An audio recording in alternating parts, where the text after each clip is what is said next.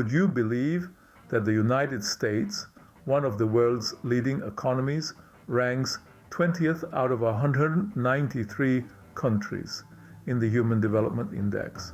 It may be hard to swallow, but it's true.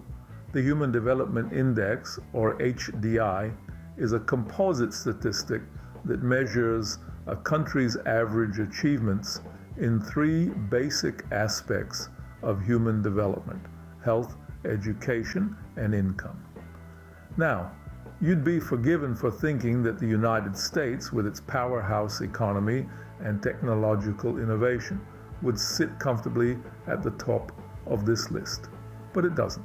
Instead, it finds itself bested by a number of countries, some of which might surprise you. Take Switzerland, Norway, and Iceland, for instance.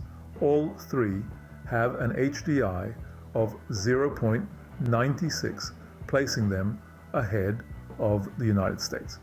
Denmark and Sweden with an HDI of 0.95, and Finland, the Netherlands, Germany, Ireland, and Canada, all with an HDI of 0.94, also outrank the US.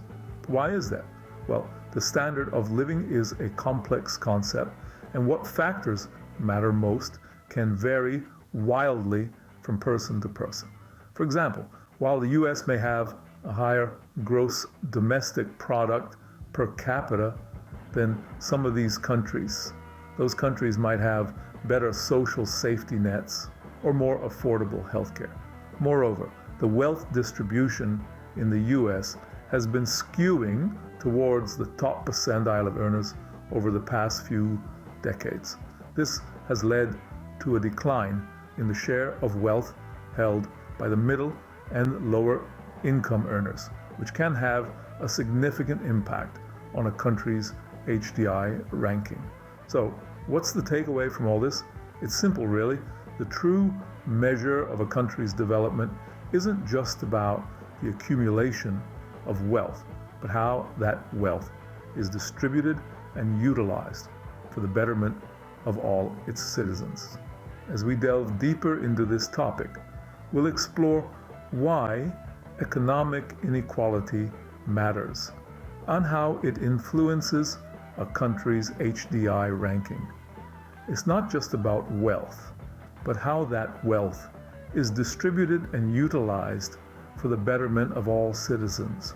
The Human Development Index sounds complex, but it's a simple way to measure a country's overall well-being. Let's break it down. The Human Development Index, or HDI, is a composite statistic that measures key dimensions of human development. It's like a report card for countries, showing you how well they're doing in a few important areas. First, there's health, measured by life expectancy at birth. This reflects the ability to lead a long and healthy life. If a country's citizens are living longer, it often means they have access to good health care and nutrition, which are crucial for a high quality of life. Next, we have education, quantified by mean years of schooling for adults and expected years of schooling for children. Education is a cornerstone of human development. It equips people with the knowledge and skills to build better lives for themselves and their communities. So, a higher education index usually points to a more literate and educated population. Finally, there's income, expressed as gross national income per capita. While money isn't everything, it does enable access to necessities and comforts, from food and housing to leisure activities. It's an indicator of a country's standard of living. These three dimensions, health, education, and income, are combined into a single number between 0 and 1. The closer to 1, the higher the level of human development. So when Switzerland, Norway, and Iceland boast an HDI of 0.96, it signifies their high achievements in these three areas.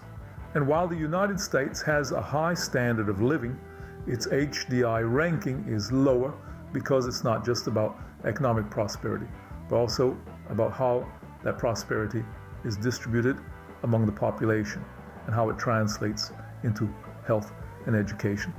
The HDI, therefore, gives us a broader perspective of a nation's progress beyond just its economic growth.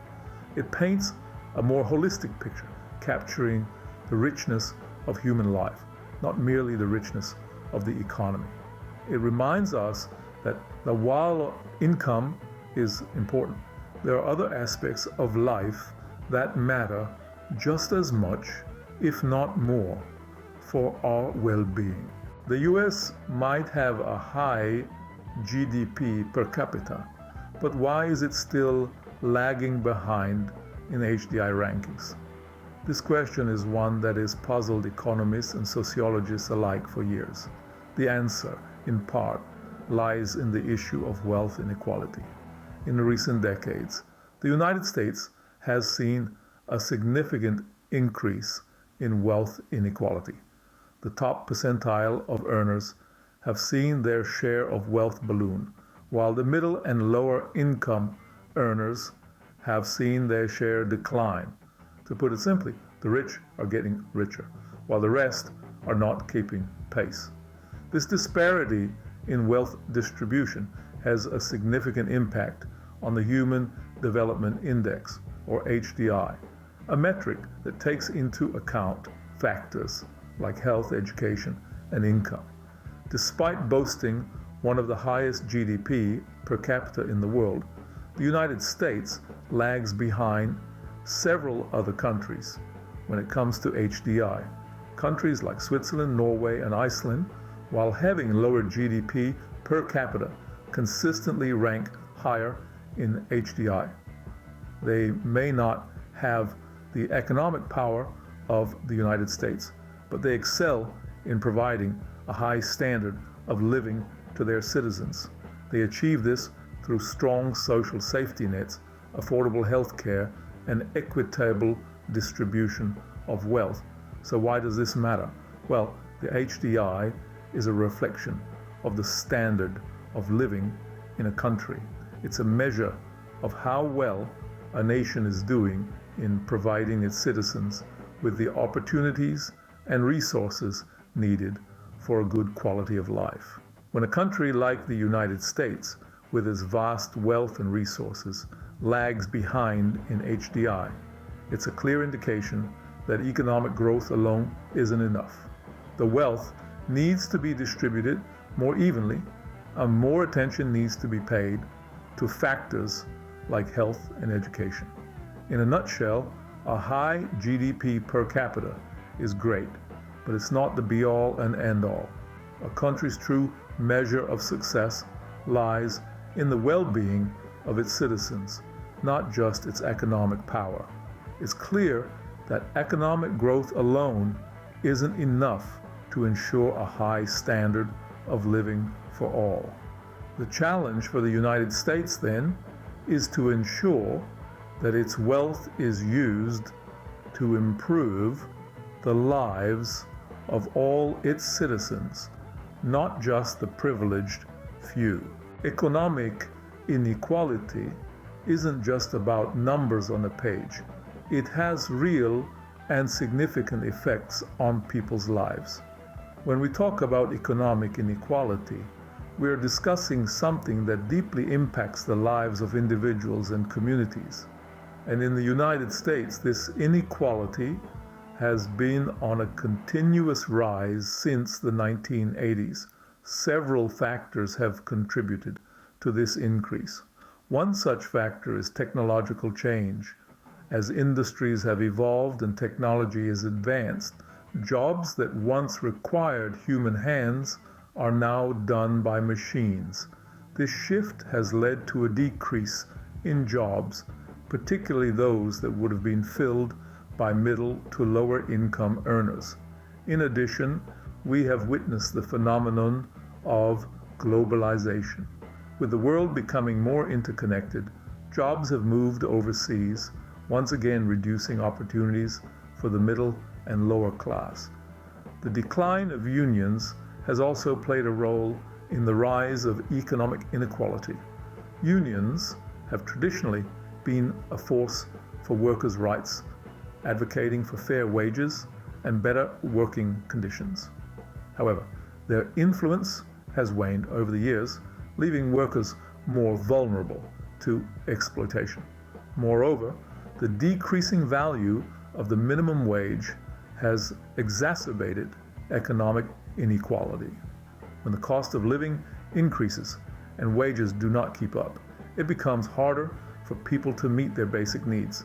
These factors have all contributed to a growing gap between the wealthy and the rest of the population. This isn't just a problem for those struggling to make ends meet. It's a problem for society as a whole. When wealth is concentrated in the hands of a few, it can lead to diminished economic opportunity and mobility for those on the lower rungs of the economic ladder, a phenomenon referred to as the Great Gatsby Curve. Furthermore, this inequality can have a negative impact on the political influence of the disadvantaged, on geographic segregation by income, and even on economic growth itself. As you can see, the rise in economic inequality in the U.S. is a complex issue with multiple contributing factors. The term, the Great Gatsby Curve, might sound like something out of a literature class, but it's a vital concept to understand when discussing economic inequality. A term coined by economist Alan Krueger, the Great Gatsby Curve illustrates a worrying trend in our society. It depicts the relationship between economic inequality and intergenerational mobility. In simpler terms, it shows that in societies where income inequality is high, children's economic prospects are, to a larger extent, determined by their parents' income. This is a stark contrast to the ideal of a merit-based society where everyone has an equal shot at economic success. What does this mean in real terms? Well, in a country high on the Great Gatsby Curve like the United States, if you're born into a low-income family, your chances of climbing the economic ladder are significantly lower than if you were born into a high-income family. It's a sobering thought that contradicts the American dream. The belief that anyone, regardless of where they were born or what class they were born into, can attain their own version of success. But the implications of the Great Gatsby Curve go beyond economic mobility. High levels of income inequality can lead to a range of societal problems. These include the erosion of political influence of the less advantaged, as the wealthy can have a disproportionate influence on policy. Also, geographic segregation by income can occur, leading to a lack of diversity and increased tension between different income groups. Furthermore, there is a potential impact on economic growth. Some experts argue that high inequality can hamper growth by leading to underinvestment in education, undermining social cohesion, and causing political instability. While there may be differing viewpoints, it's clear that income inequality can have far-reaching effects on society. The Great Gatsby Curve is a stark reminder of these effects and a call to action for policy makers and citizens alike to strive for a more equal society. Understanding the problem is the first step towards finding a solution. So what can we do about economic inequality? Economic inequality is a complex issue, but that doesn't mean there aren't solutions. And remember, these aren't just hypothetical remedies.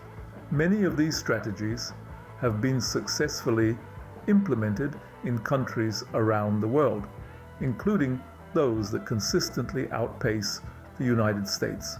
in the Human Development Index. Let's start with policy changes.